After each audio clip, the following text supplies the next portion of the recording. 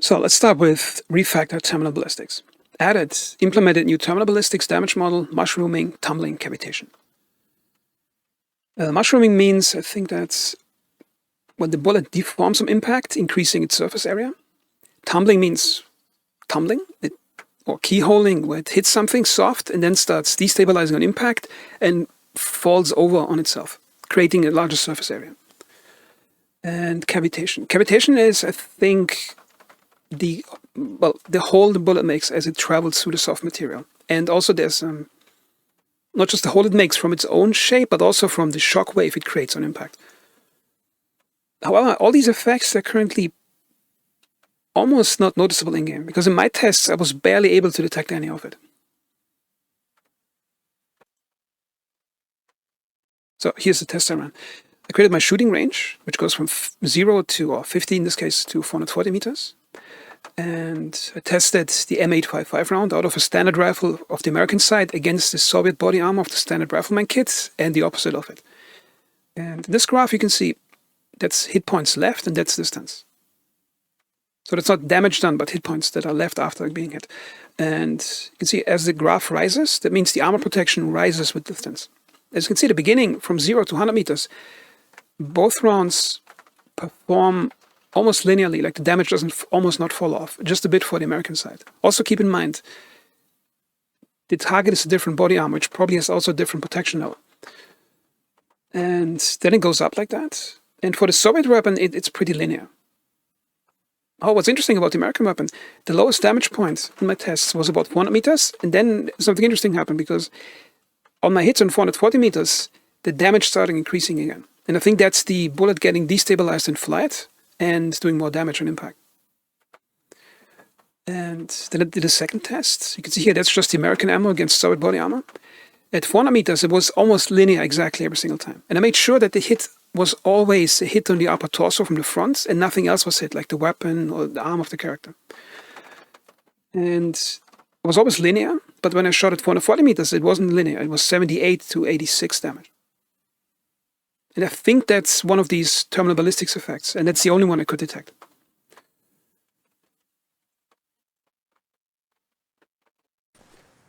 Okay, now the next thing is that the game has now, I think, nicer smoke impact paths, and they're visible at a further distance, both for scopes and for shooting with iron sights. Okay, first I'm going to shoot with iron sights. Now, that target is 300 meters away.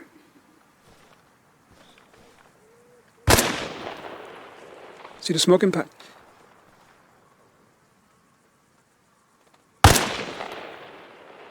It's really hard to see, but I think in previous game versions there was, I think, no visible smoke path at that distance. And with scopes, it's also much more visible at further distances. But that's 440 meters.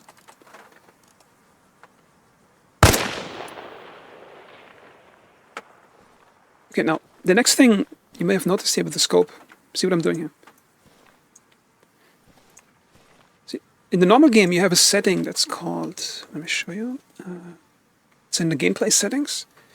This setting was already in the game, aim down sights, focus intensity. That's the default zoom level you get on the iron sights. And I'm not sure what the default setting is, I get it on 50%. That means you're 50% zoomed in like that. When you hold right mouse, you zoom into the max. You can set that so it's always zoomed into the max, but I don't like doing that because it takes away the immersion from actually looking through a weapon and leaning into the sights when you want to, and not always being zoomed in. And now they added the same thing for weapon scopes. So if we go to gameplay, that's the new setting, and that's by default set to 100. And I highly recommend setting it to 0. Because here's what it looks like on 0, okay? So take scope. And this is when it's on 100. And here's the thing, when you're playing with picture-in-picture scopes, that's, in case you don't know what that means, it's basically the game rendering the entire scene a second time in the scope. So you get this amazing feeling of looking through a scope, being magnified while the rest of the game world is not magnified. The problem is the game renders the entire scene a second time, which means you lose a lot of FPS. So my FPS is now 40. I'm zooming back out. It goes back up to 60. And if your scope is already zoomed in by default like that all the time, then you're technically wasting that effect on almost nothing because your entire screen is full of scope already. So that's why I keep it on a low setting. But you can still zoom into it when you really want it. And I think it's just nice to be able to lean back, so to speak, on the weapon and look through the scope like that.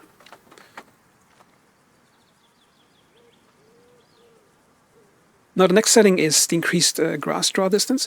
Now that doesn't really have a practical impact in the game right now because I think it's under video. Now the default setting is I think 150 meters, which I got on. You can set it now to 300. That's pretty nice visually. So you can see stuff over there being covered with grass.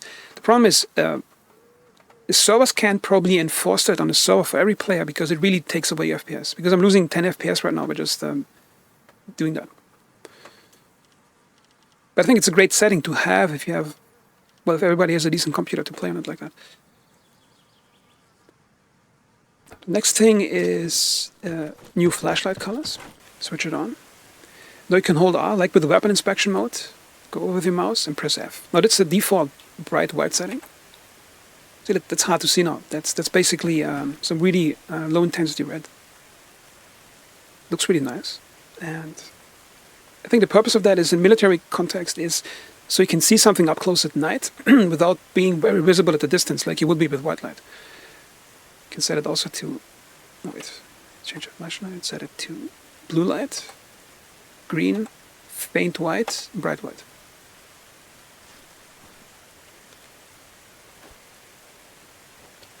Okay, now let's try the American flashlight.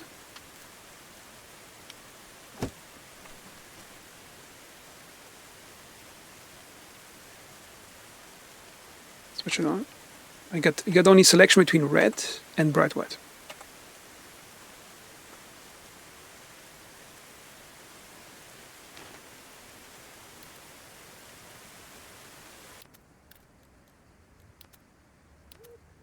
Okay, now the next thing is that the developers increased the explosives power of explosives. And they also have two different radii now.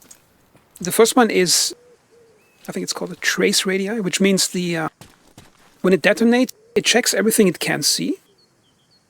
And that determines that gets hit. But there's a second radius that determines something that's behind a harder cover, but it still can get to it because of spalling, which is, let's say, for example, something explodes on this side, it can cause fragments from the material to get loose from the shock wave and keep flying in that direction and damage stuff behind it. Let's see how that works. Also, the raw explosive power of landmines is now much more increased. Let's take an American landmine. Also, American landmine is 15 kilos, while the Soviet one is 10 kilos. So you got about 50% more explosives power in it. Okay, let's put a landmine up here.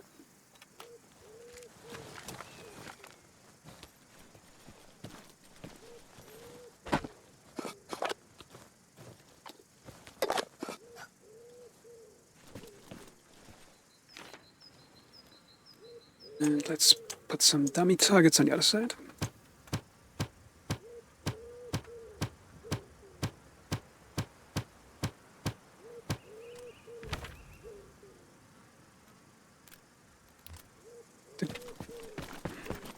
Get some safe distance away because the blast radius is much bigger now.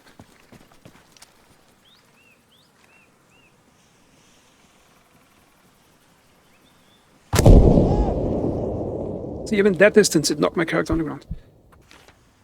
Let's see what it did. Okay, my character lost almost half his health, and that's about 30-meter distance here.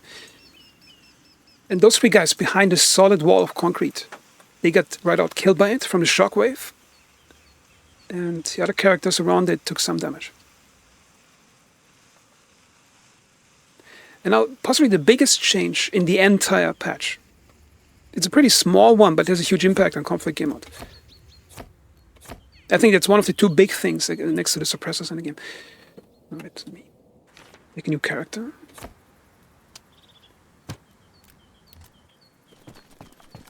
Okay, which is the characters are now. There's a stronger debuff now for carrying too much weight. Okay, let's take an American backpack. Well, first, let's walk normally. Okay, that's a normal rifleman kit, 22.27 kilos. Let's walk. Okay, that's a normal walk speed. Let's take an American backpack, the big one. And let's carry one landmine. Now I'm at 40 kilos. Let's see how fast we go. See, it's already slower. Let's take a second landmine. 54 kilos. See, it's considerably slower already.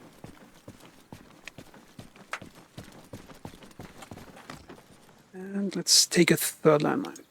I'm carrying 68.5 kilos. See, now it's a lot slower. And even if I'm trying to sprint, the sprint is now slower than the normal walking speed with 22 kilos. And I think it's pretty cool because it gives players a realistic incentive to carry less gear without arbitrarily or having some weird gamey balance to limit how much players can carry. Now, you can carry what you want, but there's a downside to it. And a downside that's realistic and easy to understand for players.